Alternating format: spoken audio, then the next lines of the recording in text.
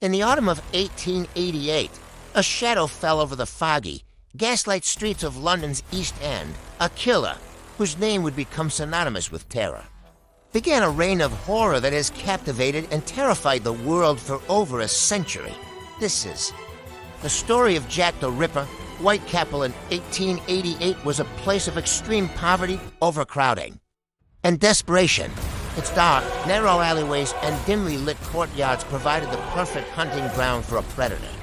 The air was thick with the smell of coal smoke and decay, a grim backdrop for the gruesome events that were about to unfold.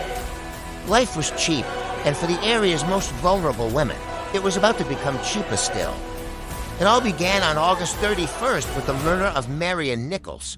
Her body was discovered in a dark lane, her throat brutally slashed. At first, it was just another tragic death in a city filled with them. But then, just over a week later, Annie Chapman was found.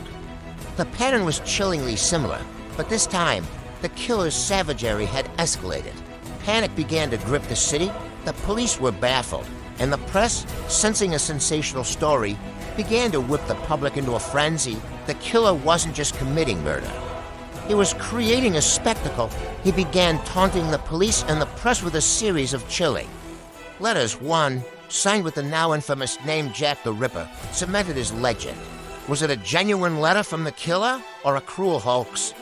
To this day, we don't know for sure, but the name stuck and the legend grew.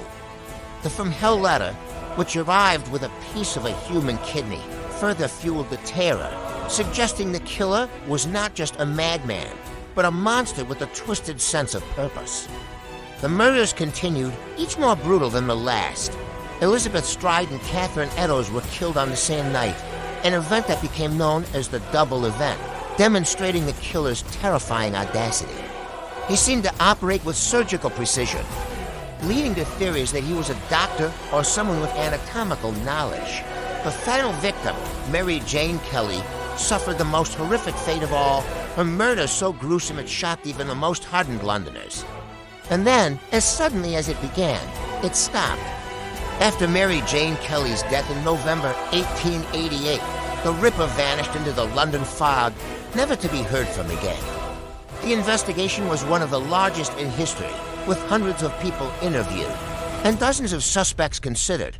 Was he a doctor, a butcher, a member of a royal family? The list of potential culprits is long and fascinating, including names like Montague Druitt, Aaron Kosminski, and Surin Kosofsky, but despite countless investigations and theories, no one was ever definitively identified. Jack the Ripper was never caught. His identity remains one of history's greatest unsolved mysteries. He was a ghost, a phantom who terrorized a city and then disappeared, leaving behind only a handful of victims and a legend that refuses to die. His crimes exposed the dark underbelly of Victorian society and forever changed the way we think about crime and detection. Who was Jack the Ripper? The truth, it seems, is lost to the mists of time. Thank you for joining us on this journey back to the dark streets of Victorian London. If you found this story as fascinating as we do, please subscribe, and hit the bell icon for more deep dives into history's greatest mysteries.